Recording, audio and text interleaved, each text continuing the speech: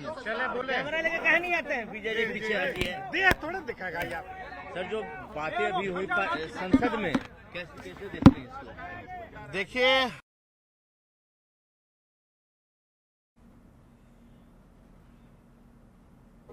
चले बोले कैमरा लेके कहीं नहीं आते हैं। बीजेपी पीछे हटी है। देख थोड़ा दिखाएगा यार।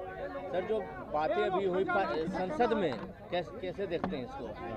देखिए सॉरी सदन में आज सदन में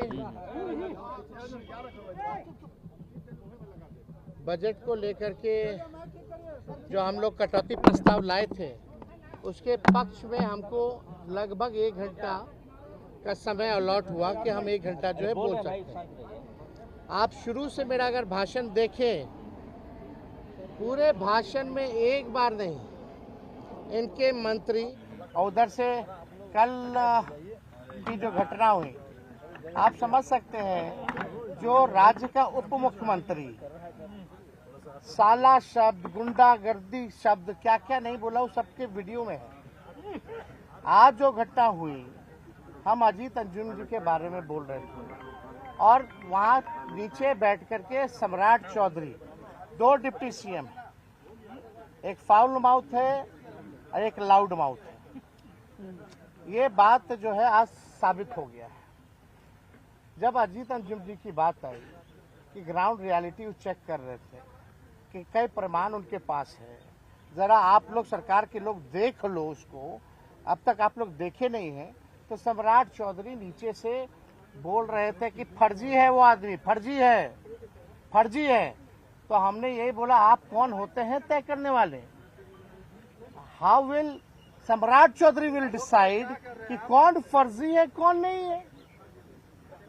यही तो बात है। इसी पर जनक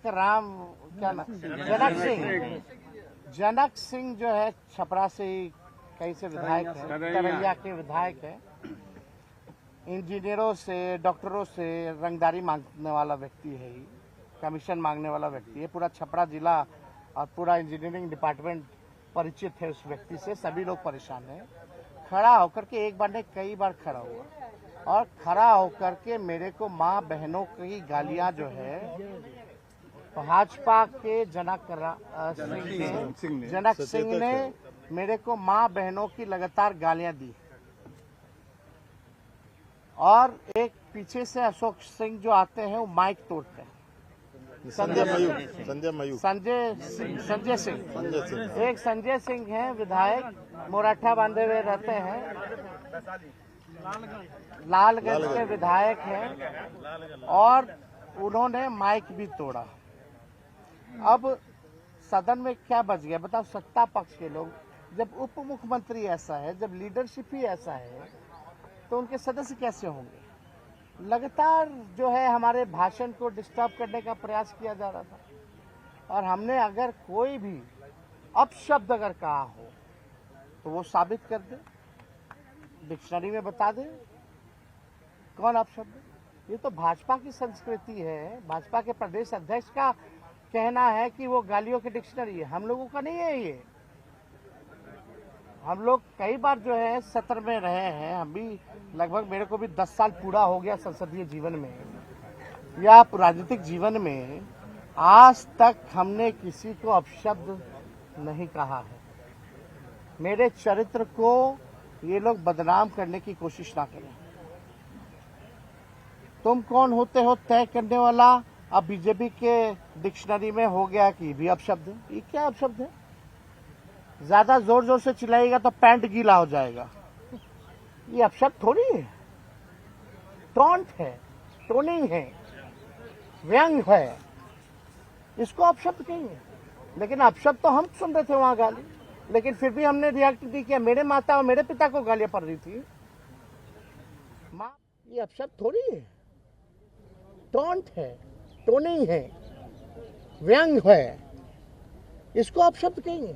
लेकिन अपशब्द तो हम सुन रहे थे वहां गाली, लेकिन फिर भी हमने रिएक्ट नहीं किया। मेरे माता और मेरे पिता को गालियां पड़ रही थी, माँ बहनों की गालियां वो दे रहा था वो व्यक्ति, और हमने आपत्ति जो है स्पीकर से कराई है और हमने बोला है कि इसका वीडियो रिकॉर्डिंग निकाला जाए और इसने क्या क्या बोला है।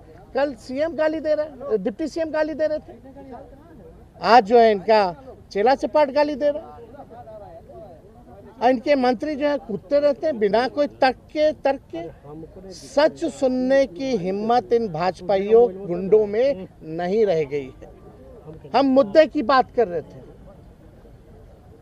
विथ एविडेंस बात कर रहे थे, तर्क के साथ बात कर रहे थे, पॉइंट टू पॉइंट बात कर रहे थे। इन लोगों के पास कोई जवाब नहीं, तो जाहिर से तौर पे ये लोग चाहते थे उत्पांग मचाना।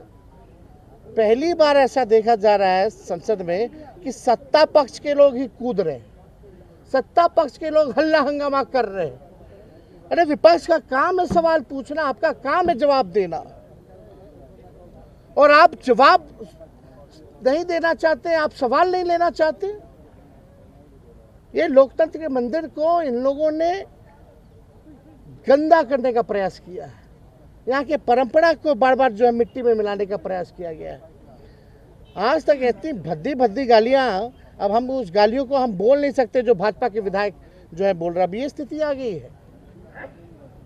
उम्र तो देख लीजिए, हमने कई बार भी बोला, फिर भी आज सुबह इतने हमसे बुजुर्ग लोग हैं सदन में, उम्र में सब लोग बड़े हैं, फिर भी किसी में हिम्मत नहीं हुई माफ़ी मांगने की। लेकिन हमने अपने 5 साल के कार्यकाल में अगर किसी को बुरा लगा होगा तो उसके लिए हमने माफ़ी मांगी, और किसी ने माफ़ी नहीं मांगी। बल्कि आज तक रिकॉर्ड में है कि अब तक हमने असंसदीय भाषा, गाली गलौज, हाथापाई का प्रयास कभी भी नहीं किया है।